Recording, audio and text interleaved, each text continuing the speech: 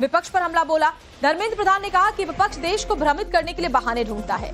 बिहार की जनमत को दरअसल स्वीकार नहीं कर पा रहा विपक्ष। उन्होंने ये भी कहा कि विपक्ष को संसद में गतिरोध पैदा करने के लिए सिर्फ बहाने चाहिए और हर सत्र में इसी तरीके से एक बहाना लेकर के विपक्ष कार्यवाही को नहीं चलेता। और केंद्रीय मंत्री किरेन रिजिजू क्या कुछ कह रहे हैं वो सुनवाते हैं आपको।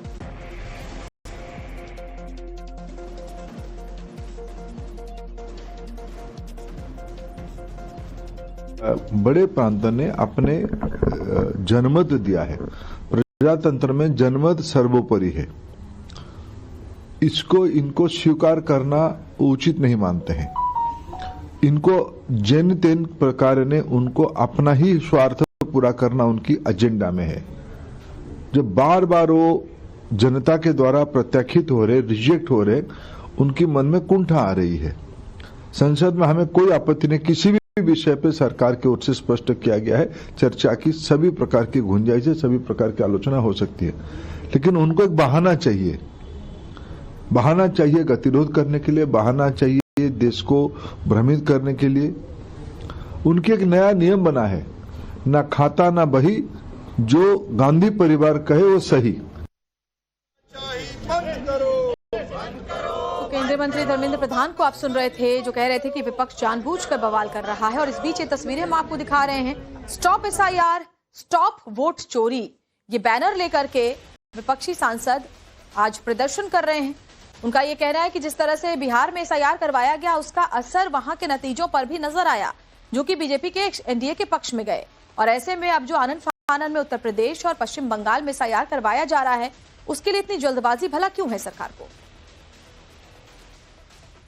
क्यों बनाया हुआ है?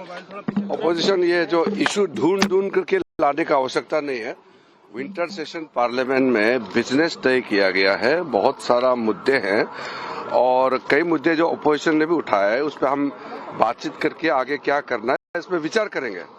नए नए मुद्दे ढूंढ करके पार्लियामेंट को डिस्टर्ब करने के लिए बहाना बनाने का कोई आवश्यकता नहीं है।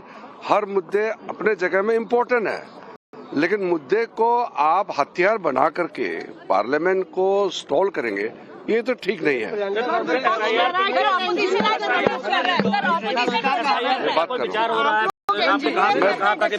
बात करेंगे।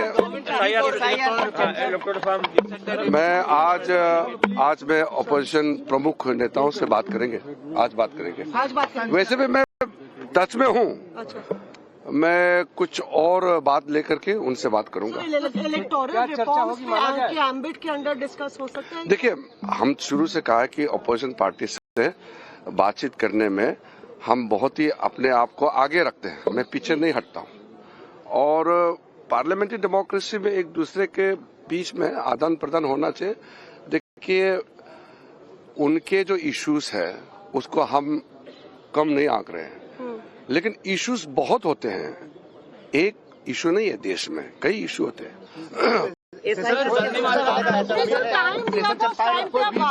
हम बात करेंगे। बीच का रास्ता निकल सकता है, आप कोशिश तो कर रहे हैं। हम रास्ता ढूंढ के निकलेंगे।